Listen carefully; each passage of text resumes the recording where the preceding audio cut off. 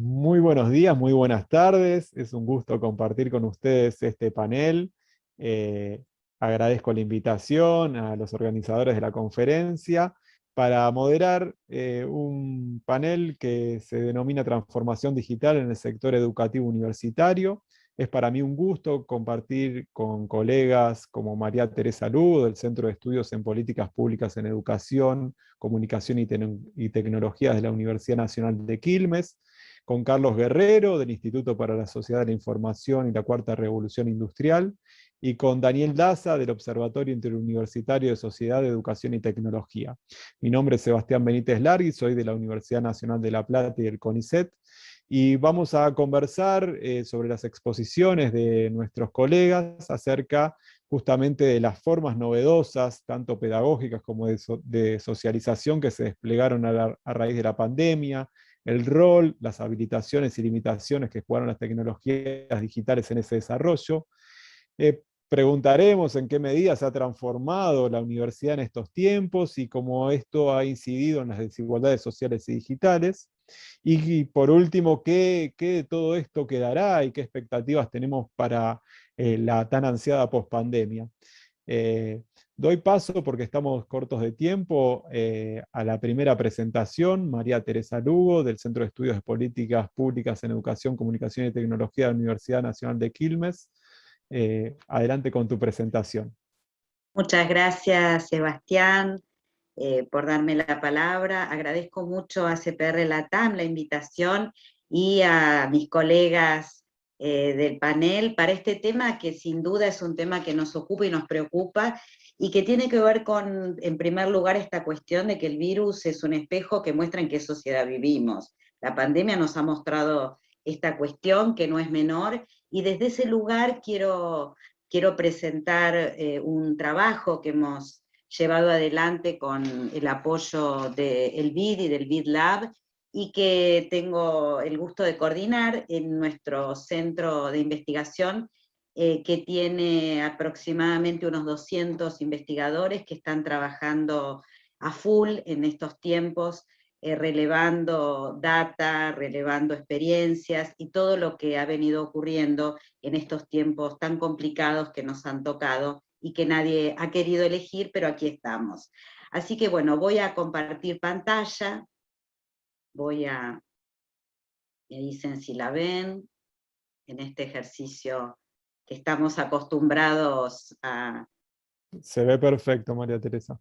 Genial, bueno, como les decía, lo que voy a compartir con ustedes son algunas pinceladas de un estudio que hicimos el año pasado en esta cuestión, ¿no? Este problema o esta demanda que hubo en relación con el uso de los recursos digitales para la educación, plataformas, aplicaciones, todo lo que tenía que ver con esta cuestión fundamental, que era la necesidad de apoyar y de trabajar con recursos digitales y con soluciones tecnológicas, con estas soluciones EdTech, como llama el ecosistema.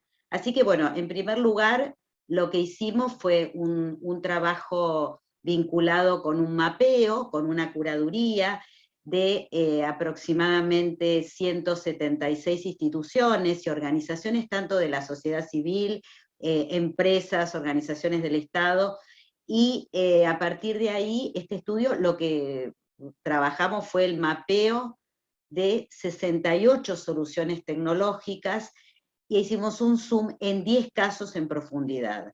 ¿Qué nos proponíamos? Bueno, aportar justamente una mirada crítica sobre este desarrollo tan acelerado que hubo de recursos digitales y de soluciones tecnológicas, pero desde la perspectiva de derechos, y concibiendo tanto a la educación como a los bienes tecnológicos como bienes públicos. Este relevamiento lo que incluye son esas 68 soluciones EdTech, este zoom en 10, y termina, por supuesto, esta disposición, el estudio, termina con recomendaciones tanto para las políticas públicas como también para el ecosistema y para el sector corporativo. Este estudio lo llevé adelante, hice la coordinación con la doctora Andrea Brito, con la magíster Natalia Jacín, con la licenciada Florencia Loiácono, y tuvimos el asesoramiento de Mara Borjar de la Fundación Sadowski, específicamente para las cuestiones vinculadas con ciencias de la computación. Ahí voy. Bueno, 68 soluciones, no les voy a contar, esto queda todo a disposición y por supuesto el estudio.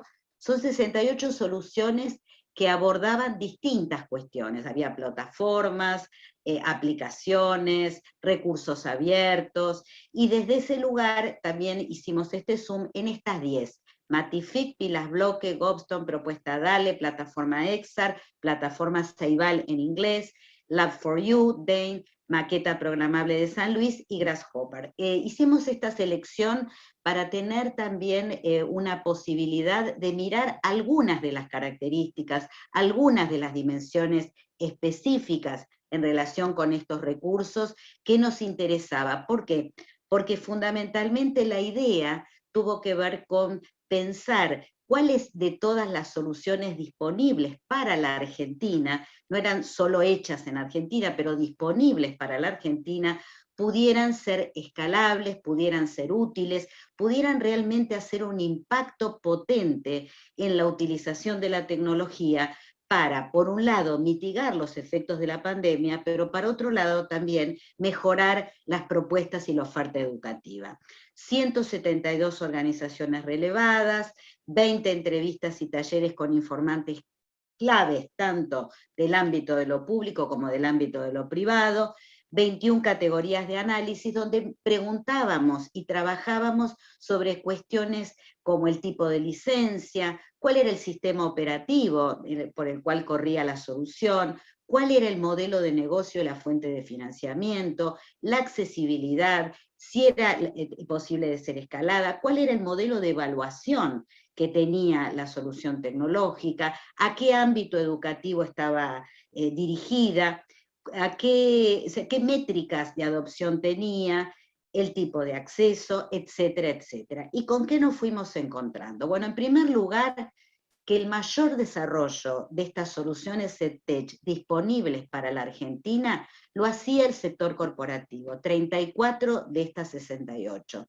Que el sector gubernamental solo desarrollaba 2 de ellas. Esto es interesante porque nos da la pauta de una cuestión fundamental, que es que el sector corporativo tenía interés muy especial en este desarrollo de soluciones tecnológicas. Ahora bien, observamos una gran cantidad, digamos, de soluciones en cuanto al tipo de ellas. Pero ¿qué encontramos en primer lugar? Que este panorama tan variado no presentaba una articulación fuerte con las prioridades educativas. Esto creo que es el principal hallazgo. Podríamos decir que iban en paralelo, es decir, por un lado se desarrollan las soluciones tecnológicas y por otro lado se ve o se articula a qué problema educativo esa solución tecnológica puede contribuir. El modelo desde la planificación sería solución busca problema. Entonces, desde ese lugar, esta articulación débil con el campo educativo también se manifiesta en los contenidos que abordaban las soluciones. ¿Desde qué lugar? Fíjense, 33 de ellas manifiestan trabajar temas vinculados con pensamiento computacional y 31 con competencias digitales. Sin embargo, por ejemplo, las que decían trabajar temas vinculados con educación sexual integral, ESI, eran solo 4. También encontramos pocos contenidos vinculados con cuestiones fundamentales como alfabetización inicial. Es decir, y hablemos de cuestiones vinculadas con género. Entonces, aquí tenemos un panorama con esta idea de la desarticulación en relación con las prioridades educativas. Creo que de alguna manera, este es otro punto interesante, que la mayor atención refería a los niveles primario y secundario, y había poco desarrollo de soluciones tecnológicas, por ejemplo, para educación técnico-profesional, para lo que tiene que ver con educación para el trabajo y para lo socioemocional. Es decir, de alguna manera esta cuestión, este mosaico heterogéneo, lo voy a plantear desde ese lugar, nos mostraba nuevamente esta desarticulación con las prioridades educativas. Solo 8 de las soluciones relevadas manifestaban interoperabilidad con los sistemas de gestión educativa. Esto es un punto muy importante, porque si podemos pensar que uno de los cuellos de botella, o yo diría, una de las cuestiones clave que la pandemia nos mostró, es la necesidad de recuperar y sostener estas trayectorias escolares interrumpidas o intermitentes. Y desde ese lugar, la importancia de contar con soluciones EdTech que conversen y articulen con los sistemas de gestión educativa para identificar dónde, quiénes, dónde están estos niños, niñas, jóvenes y adolescentes que han abandonado el sistema educativo por culpa de la pandemia. De alguna manera creo que este es un punto también interesante a destacar. Pero también encontramos una escasa presencia de lo que son las métricas de valoración de aprendizajes. Es decir, acá también hay un punto de oportunidad. Yo quiero pensar que la pandemia funciona y que el virus está funcionando también, no solo desde la metáfora de la guerra, como dice Klein, sino desde este lugar de un maestro o una maestra que deja y que nos enseña. Entonces, desde ese lugar más esperanzado y de oportunidad, yo digo, aquí tenemos cuestiones a reforzar desde el desarrollo de estas soluciones tecnológicas. De alguna manera, y relacionando con lo que Raúl Katz planteó en la presentación anterior, creo que la cuestión de la conectividad, que sin duda es una de las cuestiones básicas que la pandemia también puso en primer lugar, la conectividad como derecho, de estas soluciones el 88% requerían conectividad. Es decir, que esta articulación entre lo que son, yo diría, los desafíos tecnológicos con los desafíos pedagógicos que las soluciones nos están mostrando, es otra de las cuestiones. Ahora bien, estas soluciones tecnológicas se distribuían de manera bastante equitativa entre licencias privativas y licencias libres, y 26 de ellas eran nuevas porque fueron desarrolladas el año pasado, que es cuando se desarrolló este estudio fundamentalmente.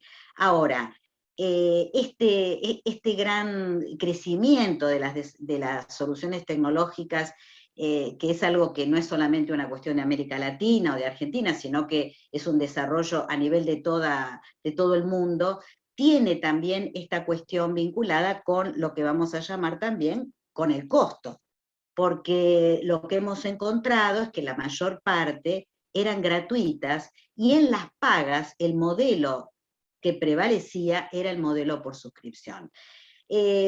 Yo los invito a que puedan ver el estudio. Lo que está publicado es un resumen corto de toda la investigación relevada y de toda la evidencia, pero muestra que esta cuestión vinculada con el costo es un tema central para la toma de decisiones vinculada con los decisores políticos, es decir, cómo los gobiernos compran, cómo los gobiernos contratan, cómo los gobiernos eligen las soluciones tecnológicas para la educación y para los sistemas educativos. Sin duda, lo que hemos encontrado es un desarrollo acelerado, pero también heterogéneo y diverso, que necesita determinados ajustes para poder, en primer lugar, que los decisores políticos, que son quizás los principales compradores, podríamos decir, de estas soluciones, pensando cómo pueden escalar, inclusive desde lo que es el modelo de negocios, lo que requieren son soluciones relevantes, viables técnicamente, pero también que promuevan innovación en las prácticas educativas. Es decir, que no reproduzcan este modelo, que es el modelo más tradicional de educación, podríamos decir, sino que se animen a poder profundizar en un modelo mucho más de interacción, mucho más vinculado con una manera diferente de hacer escuela. Los grupos inversores lo que requieren son soluciones que puedan ser escalables y sostenibles en el tiempo.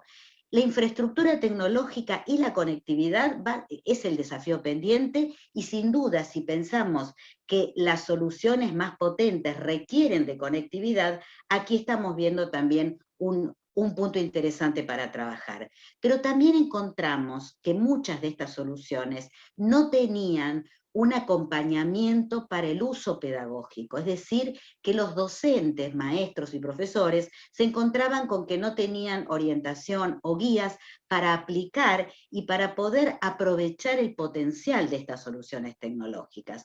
Por eso, el tema de la formación docente nos pareció una cuestión central para poder aprovechar a fondo este tipo de desarrollos, sean plataformas, sean aplicaciones, sean software específicos.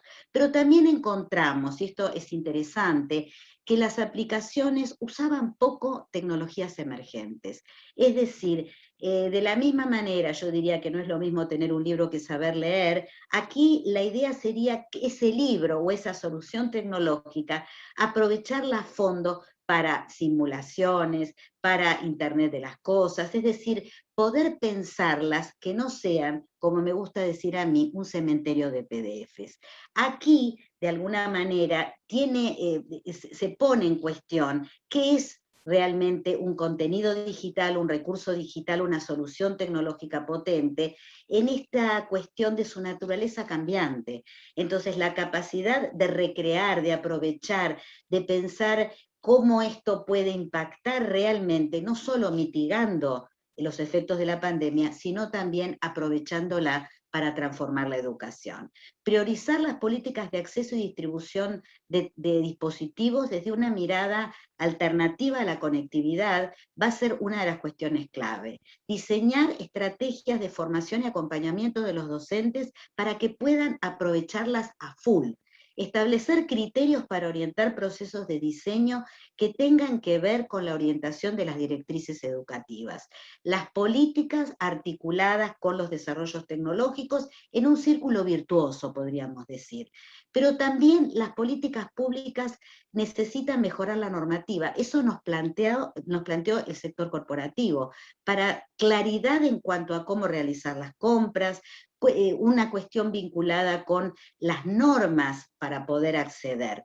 Creo que la cuestión también interesante que surge del estudio es que las provincias nos plantearon, los ministros, los equipos provinciales, que también necesitaban fortalecer la cooperación federal, es decir, la cooperación interprovincial.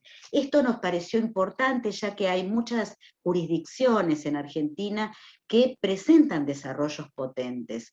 Es el caso de Misiones, es el caso de Córdoba, el caso de Santa Fe. No quiero dejar de lado el gobierno de la Ciudad de Buenos Aires y otras provincias que también, otras jurisdicciones que también tienen desarrollos potentes y que puedan también generar redes de cooperación y redes de trabajo. Tiempos de puentes, diría yo, en relación con la pandemia, que es uno de los aprendizajes que también nos ha dejado el COVID y nos está dejando la necesidad de pensarnos en comunidad. Es decir, poder potenciar, y esto desde el ecosistema de TECH también se plantea, como una necesidad de crear espacios de colaboración más potentes entre el ecosistema y el sector público.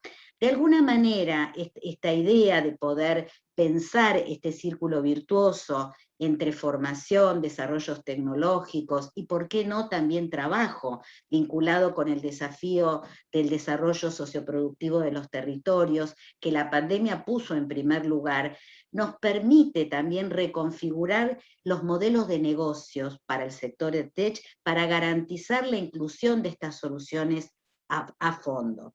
Creo sin ningún lugar a dudas que concebir estas soluciones tecnológicas como bienes públicos va a implicar también una mirada muy atenta hacia el puente necesario entre la regulación por parte de los estados y esta reconfiguración de los modelos de negocios propuestos por el ecosistema de TECH, que permita garantizar, y vuelvo a esto, que lo que nos guió en el estudio es esta mirada puesta en la educación como derecho y en los bienes tecnológicos como bienes públicos.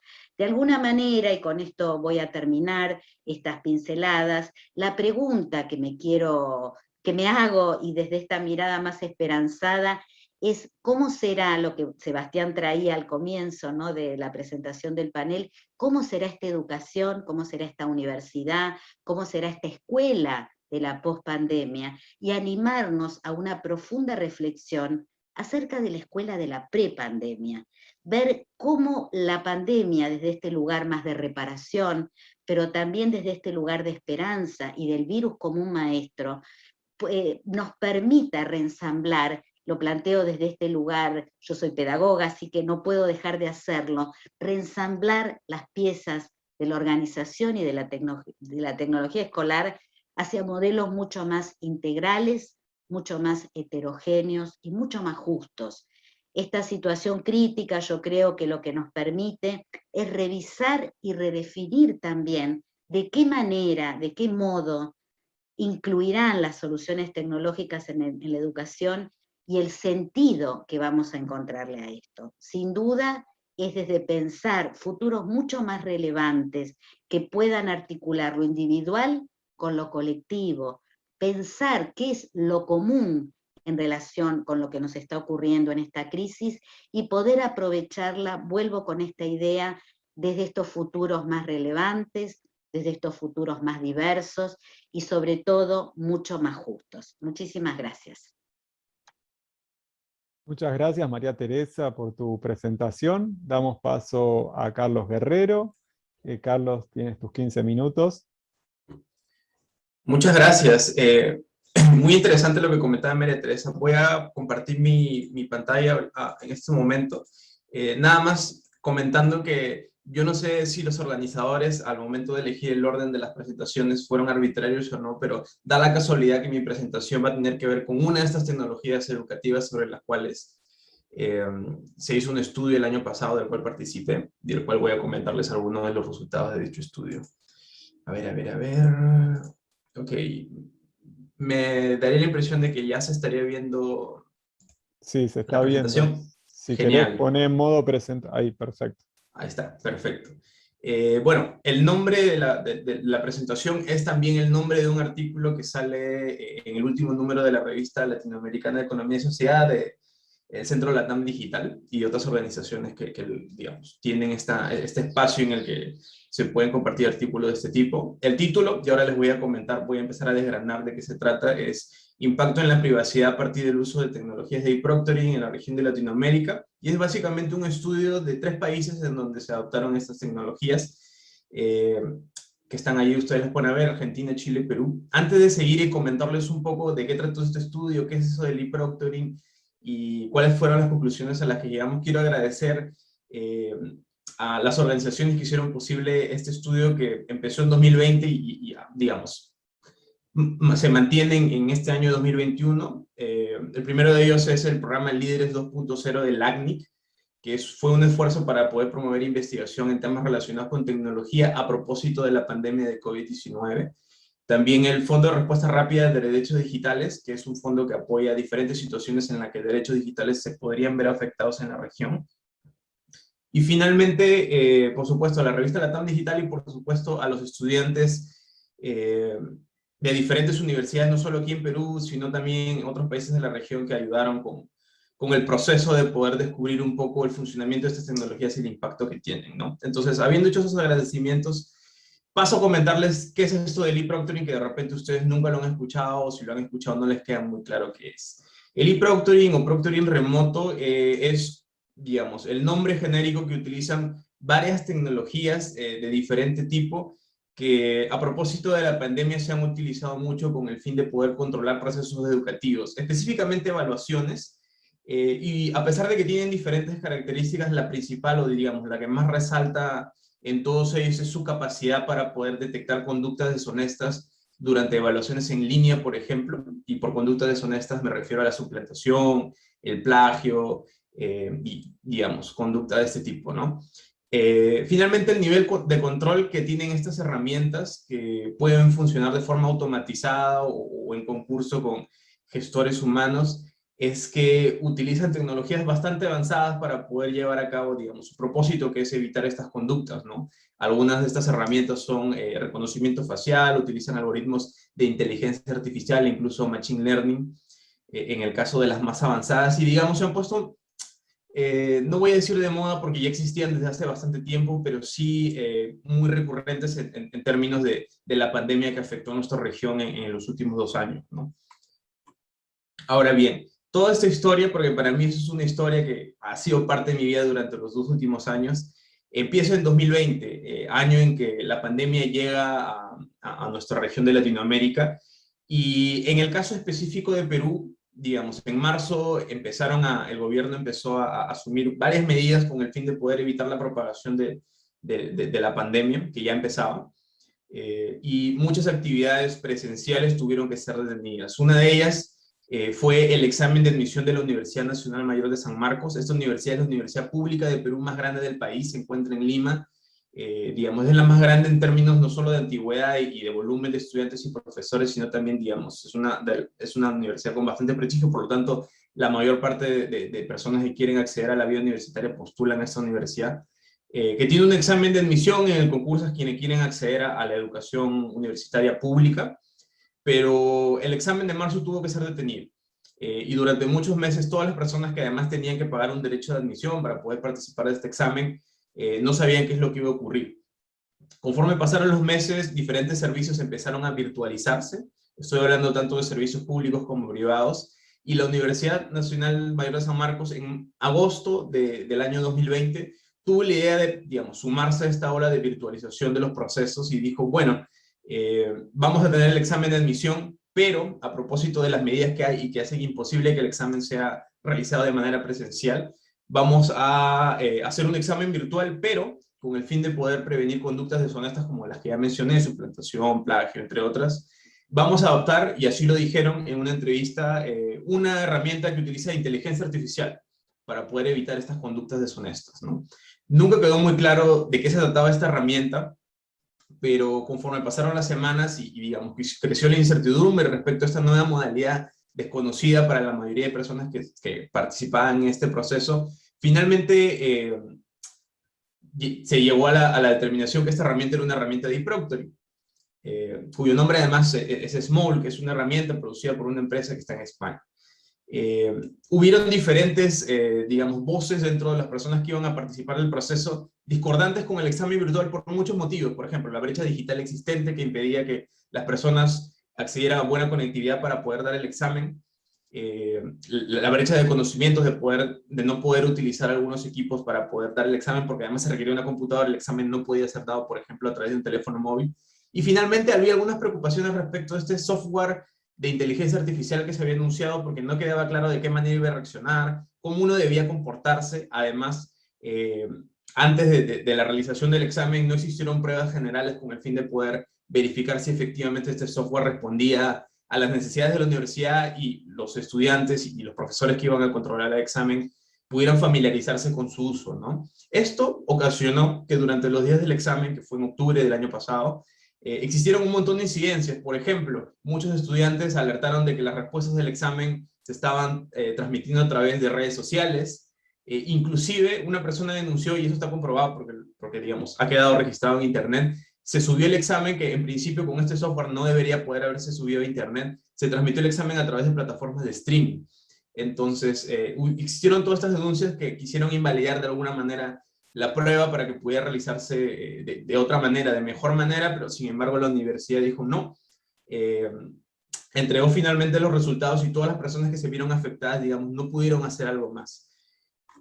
Es a partir de este suceso que ocurrió el año pasado, en el que yo intervine, digamos, en ese momento porque trabajaba en una organización de derechos digitales, que me interesé por esa tecnología y con diferentes colegas buscamos la manera de poder conocer más de qué se trataba, y si es que el caso de la Universidad de San Marcos era algo que ya había ocurrido antes o que podía esperarse que ocurriera en otras oportunidades en la que esta tecnología que parecía extenderse a diferentes entidades educativas en Perú podría causar. Entonces, a finales del año 2020, gracias a todas estas organizaciones que yo les he comentado, iniciamos una investigación que buscó básicamente 3 cosas. La primera, identificar qué tan usadas eran estas aplicaciones en la región, y para ello tuvimos que coger 3 países, porque digamos hay un montón de universidades en los 20 y tantos países que existen en nuestra región. Entonces escogimos esos 3, Argentina, Chile y Perú, con contextos similares en cierto punto, todos ellos afectados por la pandemia. Quisimos además encontrar un ángulo desde el cual poder realizar este análisis sobre la data que íbamos a recopilar. Entonces, a pesar de que existen muchos ángulos para poder observar el problema que ocurrió en la Universidad de San Marcos, por ejemplo, la brecha digital, el acceso a la educación, nosotros decidimos tomar el ángulo de la privacidad.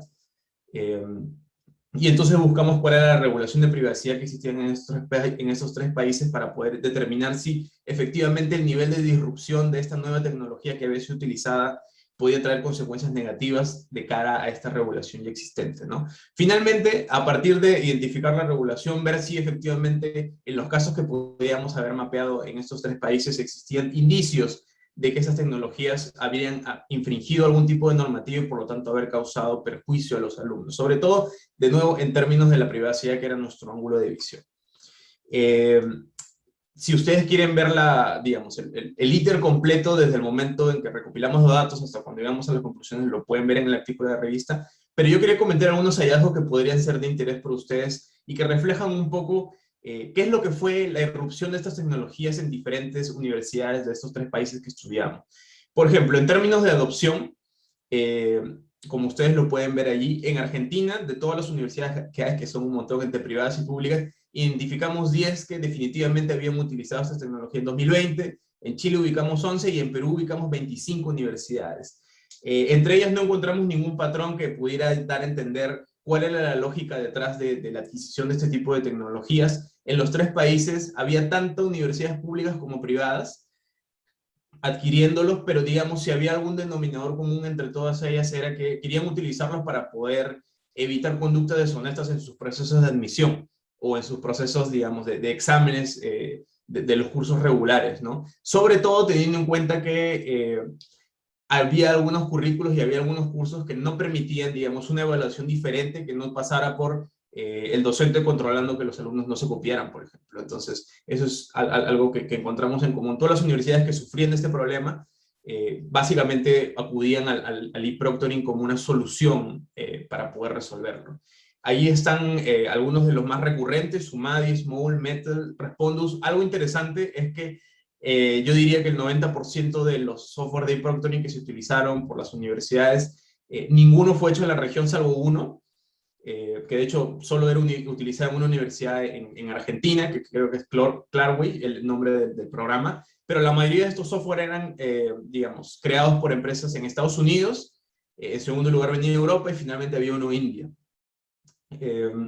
En todos estos países identificamos normativa aplicable al uso de estas herramientas en términos de privacidad, y estoy hablando específicamente de las normas de protección de datos personales, que son básicamente estas normas que en los últimos 10 años o inclusive un poco más han evolucionado en los países con el fin de poder proteger la información nuestra que ponemos en diferentes medios digitalizados y sobre la cual tendríamos que tener cierto nivel de control, ¿no? Frente a entidades públicas y privadas, pero sobre todo frente a estas organizaciones o empresas tecnológicas que, digamos, utilizan nuestros datos para poder, digamos, como parte de su modelo de negocio, ¿no?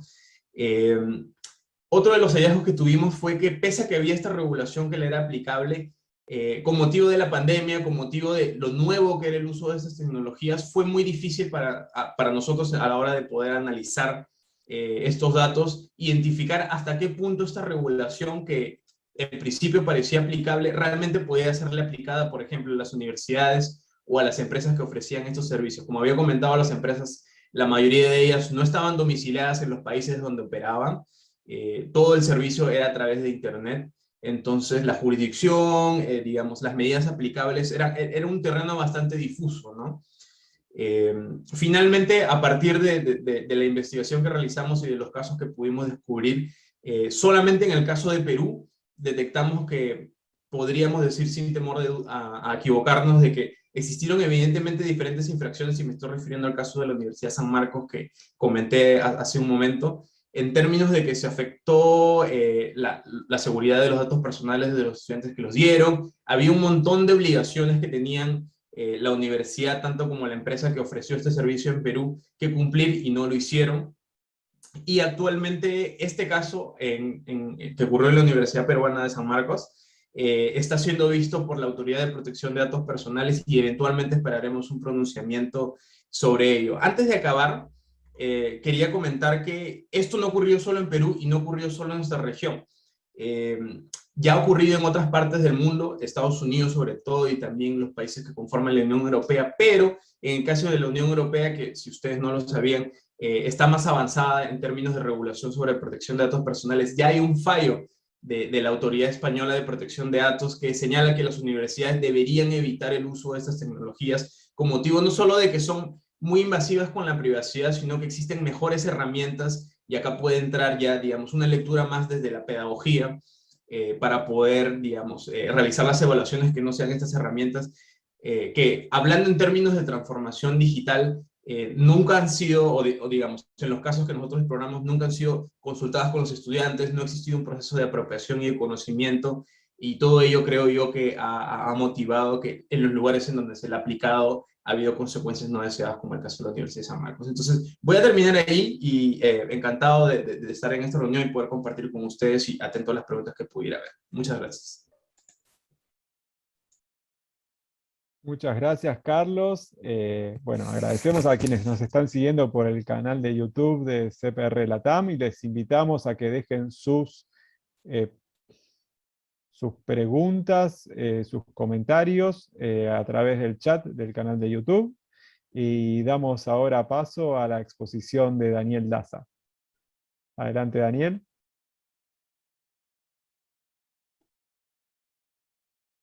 Hola, ¿qué tal? ¿Cómo les va? ¿Me escuchan bien ahí? Se escucha perfecto, Daniel. Bueno, voy a compartir pantalla entonces. A ver, un segundo. Bien, ahí están viendo mi pantalla. Voy a compartir aquí. Bien. ¿Qué tal? Bueno, me avisan cuando se vea la... Uy, arranqué por el final. Cuando se vea la presentación, ahí está. ¿Están viendo la presentación ahora? Sí. Se está viendo. Bueno, perfecto. Bueno, muchísimas gracias por la invitación a compartir. Este es un trabajo que venimos haciendo en el Observatorio Interuniversitario de Sociedad, Tecnología y Educación. Yo formo parte del comité ejecutivo y de esta investigación. El título de la presentación alude también, como lo decía el colega recién, a un artículo que salió en la revista Propuesta Educativa de Flaxo en junio del 2020. Se denomina exploración de las estrategias de aprendizaje tecnosocial entre los y las jóvenes ingresantes a la educación superior. El caso de UNIPE, UNPAS y UNSAM, son 3 universidades de Argentina. Ahí en el link está, si pueden entrar a la revista van a encontrar el artículo completo, que fue escrito por Fernando Bordiñón, por quien les habla, por Carolina Di Próspero, Lucila Duguera y Fernando Peirone, todos integrantes del OISTE. Me gustaría contarles brevemente que el OISTE es un observatorio que fue creado por iniciativa de los 3 rectores de estas universidades nacionales de Argentina, con el objetivo justamente de profundizar la investigación en estos cambios multimodales que venimos viviendo, cambios epocales que venimos viviendo a partir de la transformación digital de las sociedades en distintos niveles. Particularmente en el nivel educativo a nosotros nos interesa poder identificar cuáles son esos cambios y cuáles son esas brechas que se establecen entre los cambios que se dan por afuera del ámbito universitario en particular, en términos de enseñanza y de aprendizaje. Bueno, ahí está la página del OISTE, que está radicada en la Universidad Nacional de San Martín, en la UNSAM, para que puedan ver más de nuestras investigaciones. Esta en particular, también me gustaría comentar que lo que yo voy a compartir es un avance que salió publicado en ese año en la revista de Flaxo. Estamos ahora cerrando el informe final con más resultados y que amplía un poco lo que yo les voy a transmitir hoy brevemente. Así que, en principio, también, como decía el colega, quiero agradecer al observatorio, a todos los colegas y las colegas que participaron en este estudio, sobre todo a los estudiantes que han colaborado, a estudiantes de grado y de posgrado en el análisis de los resultados, y también a los estudiantes y las estudiantes que han participado dejándonos sus testimonios. Este es un estudio cualitativo que realizamos en la segunda mitad del 2019, o sea, fue pre-pandemia. Entonces es interesante para pensar un poco los hallazgos y lo que nos encontramos nosotros cuando trabajamos sobre estas preguntas básicas, que es cómo dicen que aprenden los jóvenes que transitan el primer y segundo año de su carrera en estas 3 universidades, ¿no? Específicamente ese aprendizaje vinculado con las habilidades o con tecnosociales o habilidades digitales, cuáles son los recursos que más utilizan y las estrategias que valorizan al momento de aprender estos estudiantes, específicamente en el ambiente universitario, y cómo dialogan las estrategias de aprendizaje con las estrategias de enseñanza, ¿no? Estas son como tres preguntas que nos guiaron, grandes preguntas que nos guiaron en este estudio, que fue realizado, como dije, con estudiantes de las 3 universidades. Hicimos 12 grupos focales, y también no están incluidos aquí, pero hicimos un grupo local en formato digital, ¿no? En WhatsApp, como para, más allá de ver qué dicen sobre cómo aprenden habilidades tecnosociales, cómo las ponen en práctica, ¿no? Esa es un poco la búsqueda que todavía estamos procesando los resultados. El primer punto tiene que ver con aclarar 3 líneas de trabajo del estudio, y lo primero tiene que ver con la definición de saberes tecnosociales, lo segundo con las juventudes, y lo tercero con el aprendizaje, ¿no? Nosotros, una de las cosas que tenemos como punto de partida en el observatorio es esta definición de la generación de la tecnosociabilidad, ¿no? Tomando ahí un artículo de Fernando Calderón y Alicia Smukler del 2014, que, digamos, de alguna manera trata de rescatar esas iniciativas, esas características de las juventudes en cuanto a la puesta en jaque de los parámetros de la sociedad, digamos, moderna, digamos, pre-digitalización masiva. En ese sentido, ahí se destacan los usos instrumentos, las nuevas herramientas tecnosociales, las distintas formas de sociabilidad que se dan en esos ambientes tecnológicos, y hay un compartir una temporalidad común que se caracteriza también por tener distintas definiciones en cuanto a lo sincrónico, lo asincrónico, online, digamos, online y otras definiciones. Así que bueno, ahí tenemos un primer punto de apoyo. El segundo tiene que ver con la definición de saberes tecnosociales específicamente, ¿no? Que ahí nosotros rescatamos la definición de saber como una definición un poco más amplia que de conocimiento, en el sentido de poder incorporar aquellas cuestiones prácticas que se dan en ámbitos informales específicamente, y que muchas veces no están reconocidas o validadas, específicamente vinculado con esas habilidades para resolver problemas en los lugares cotidianos, digitales y no digitales, y también en las cuestiones vinculadas con esas exploraciones de las tecnologías digitales que, digamos, hoy se destacan por sus posibilidades colaborativas, ¿no? Los saberes tecnosociales tienen como una tradición bastante amplia. Entonces aquí la preferimos a la hora de poder abordar esta investigación.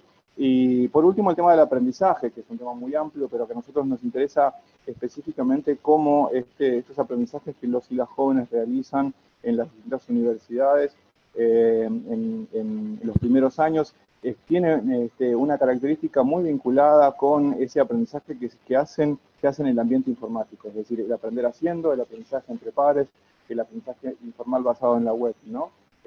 Ahí vamos a profundizar un poquito en lo que encontramos en ese sentido. Bueno, nosotros no tenemos tiempo para compartir aquí las distintas referencias a lo que los estudiantes expresaron en nuestra investigación, así que voy simplemente a resumir algunos de los hallazgos más interesantes, y las invito a leer el artículo en la revista, y también buscar en la página del OIFE otras investigaciones que profundizan esto que yo les voy a comentar muy brevemente. Una de las primeras cuestiones que apareció es esta característica del aprendizaje basado en la web, ¿no? Un aprendizaje basado en la web donde las estudiantes lo que marcan o lo que observamos es una serie de trayectorias, digamos, rizomáticas, una serie de trayectorias que no tienen una continuidad lineal, que son hipertextuales, que utilizan más de un medio, sobre todo medios audiovisuales, que son colaborativas, ¿no? que tienen como un fuerte componente de interacción entre ellos y entre ellas, y también que tienen una comparación, ¿sí?, entre los resultados que tienen estos aprendizajes de los saberes tecnosociales en los distintos medios entre los estudiantes, ¿no? En ese sentido, lo que resalta también es esta valoración de la explicación del formato visual o on demand, ¿no? particularmente lo que más apareció en nuestra investigación fue la plataforma YouTube. Y en ese sentido es interesante rescatar el rol del docente expandido o aumentado, como lo hemos denominado, es decir, aquel docente en tiempo asincrónico que deja sus clases, que puede permitirse esta posibilidad de grabar esa explicación que el estudiante, la estudiante ve, digamos, como a demanda, y eso apareció fuertemente en los discursos como una virtud y una característica del aprendizaje de los estudiantes, ¿no? Que marca esta fuerte tendencia que apareció en nuestro estudio de las producciones audiovisuales como una fuente clave para el conocimiento de los estudiantes. Entonces, en este sentido, también me gustaría resaltar que este aprendizaje basado en la web es un aprendizaje que los estudiantes de alguna manera amplían, rescatan y le dan sentidos propios, que todavía lo que observamos es que las universidades, en particular estas tres, no estaban antes de la pandemia, ¿no? Esto también es importante aclarar, reconociendo esas formas de aprender y de usar todo el contenido que encontraban en la web. En este sentido, el segundo punto que apareció fue este aprendizaje por prueba y error, ¿no? Esta idea de que decía la colega más adelante de la necesidad de capacitación y de formación de los estudiantes, las estudiantes y de los docentes y las docentes, nos apareció a nosotros también con una modalidad característica, una modalidad tradicional del aprendizaje, de la investigación, que de alguna manera estaría ganando espacio y predominancia en las maneras en las que los estudiantes están generando sus aprendizajes, con las preguntas que nos hacemos en relación a cómo consideran el error, cómo es corregido ese error y cómo se validan las pruebas, ¿no? Porque ahí también, al igual que en el punto anterior, una de las cosas que nos queda para pensar es la manera en la que los discursos, tanto explicativos, se ven fortalecidos en ese aprendizaje basado en la web, y acá, en el caso del error, aquellas cuestiones vinculadas con la penalización del error, que es tan típico en los ambientes educativos, y cómo se ve transfigurado o se ve cambiado en las lógicas de los estudiantes, ¿no? Apareció también esta idea de las situaciones de aprendizaje mixta, es decir, que al mismo tiempo que el estudiante tiene el uso de un cuaderno o imprime un apunte, puede también leer desde el celular o grabar una clase. Estamos como, en términos generales, estamos marcando esta etapa de transición, digamos, que tenemos en el capitalismo informacional, en esa como diría Barico, esas mutaciones que a nosotros nos había aparecido antes de la pandemia ya en este estudio como una característica de sus estudiantes que estaban por ahí usando formas de aprendizaje o saberes tecnosociales que sus propios docentes no estaban todavía incorporando. En este sentido aparecía en aquel momento, ¿no? Hoy ya creo que es distinto, el celular como un nuevo elemento, ¿no? Que se llevaba en la mochila, que estaba junto al cuaderno y a la lapicera y a los resaltadores, y que tenía nuevas funciones, que también era un lugar de disputa con la docente de turno, digamos, como un elemento distractor, pero que por ahí para los estudiantes lo que nosotros relevamos en ese estudio era que era utilizado justamente como una fuente de consulta, como un grabador, esta idea de la convergencia tecnológica puesta en práctica. Y bueno, eso nos apareció bastante en aquel estudio que hicimos. Era una herramienta también para poder llevar un registro de las clases. Otro de los elementos que apareció en el estudio tiene que ver con el aprendizaje entre pares, ¿no? Esta cuestión de poder resolver problemas de manera individual y poder compartirlas colectivamente, esta cuestión de los tutoriales y poder enseñarse entre sí, subiendo y compartiendo en la red, en las redes, aquellas soluciones que se encontraban a determinados problemas con los cuales los estudiantes estaban lidiando, ¿no? Que o no obtenían respuesta por parte de sus docentes de la institución educativa o por sus propios compañeros, y este compartir de manera paralela, ¿no? Se llama como un aprendizaje de manera paralela. Bueno, Acá hay que hacer una aclaración que lo que apareció mencionado por los estudiantes tiene que ver con saberes informales y en relación al contenido académico. Es decir, estos aprendizajes o saberes tecnosociales estaban fuertemente vinculados con los saberes informales, con el ambiente informal, digamos, y lo que los estudiantes nos marcaban era constantemente diferencias entre esas maneras de aprender, de compartir conocimiento, y lo que pasaba en estas tres universidades, que en aquel momento tenían sus campus y había también muchas quejas sobre esas plataformas virtuales, ¿no? Distinguir el modo en el que los diferentes campos disciplinares accionan la utilización de dichos recursos por su propia impronta es otra de las características que nos gustaría profundizar, porque tiene que ver con esta idea de las distintas carreras marcaban distintos niveles de saberes tecnosociales, ¿no? Esta cuestión de poder ver que lo que contaba la colega más temprano, si se trata de una tecnología libre, un software libre, o si se trata de una tecnología comercial, y se puede acceder a algún código o generar otros usos no previstos por la plataforma, era algo que se veía fuertemente caracterizado por la carrera, digamos, aquellas carreras de ciencias exactas, de informática, etcétera, marcaban una tendencia hacia el descubrimiento o el manejo de esos niveles expertos en el uso de las tecnologías, y mientras que otras carreras más vinculadas con lo social estaban como más alejadas y más, digamos, de alguna manera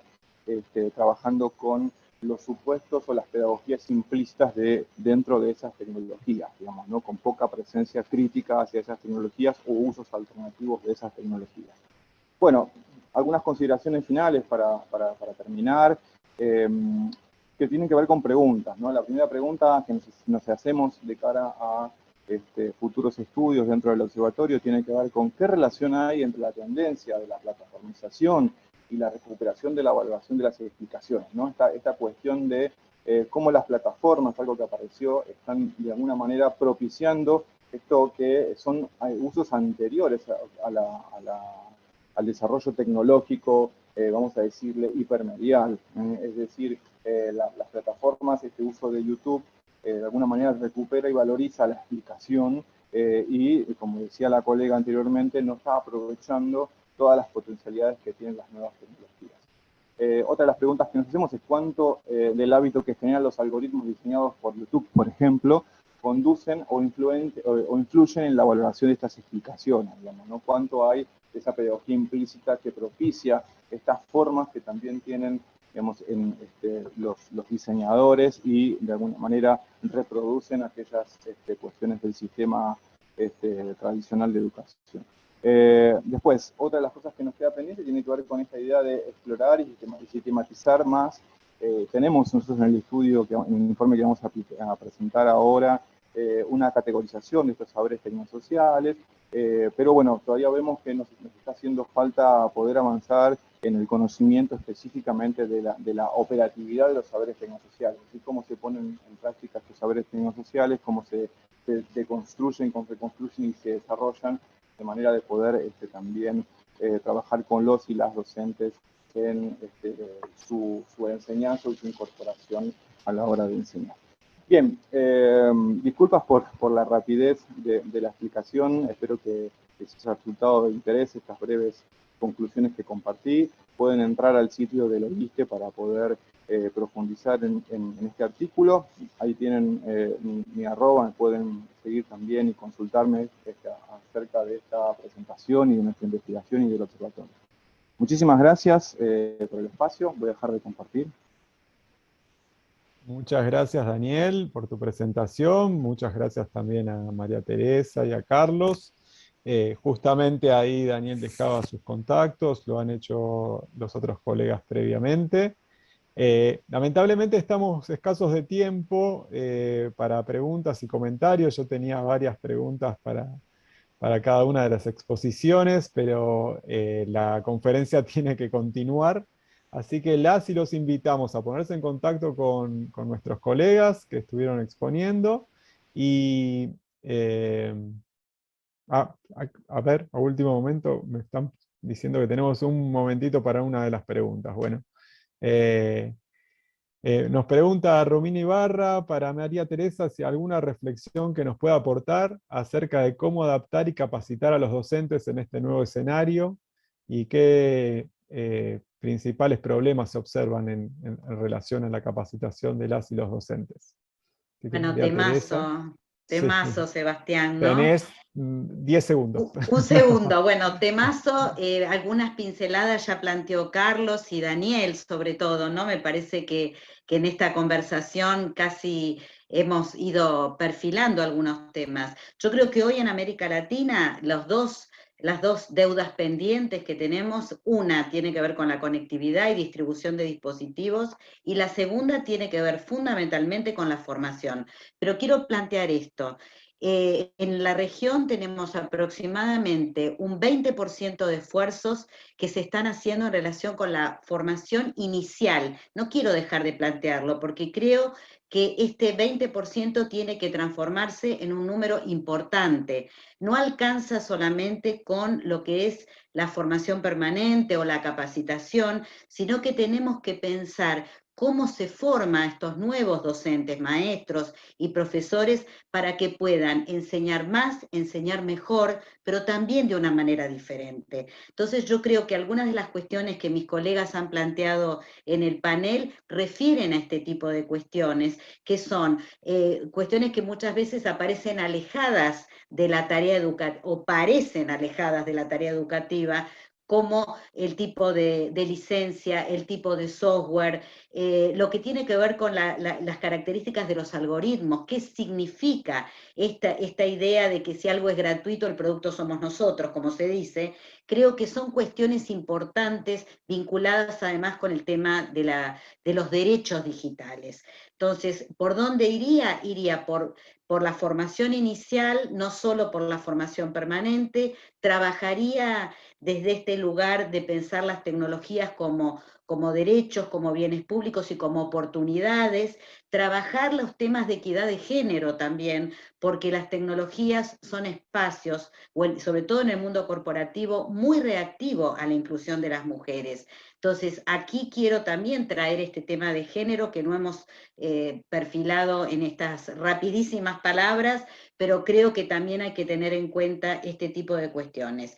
Y la última cuestión es trabajar a partir de las necesidades de los territorios. Yo creo que la pandemia también nos está poniendo ese lugar para pensar una formación docente y formación directiva también, vinculada con las conducciones, que pueda aportar en esto de que, lo digo de esta manera, mapear los territorios de una manera mucho más justa, mucho más abierta, y escuchar lo que están planteando y necesitando nuestros equipos docentes.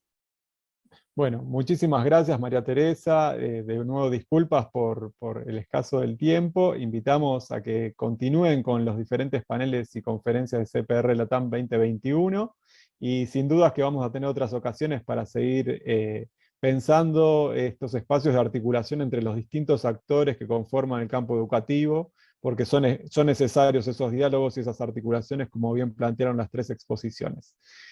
Muchísimas gracias para quienes me han acompañado y para la organización de la conferencia, y nos seguimos viendo y continúen con las diferentes instancias del CPR Latam.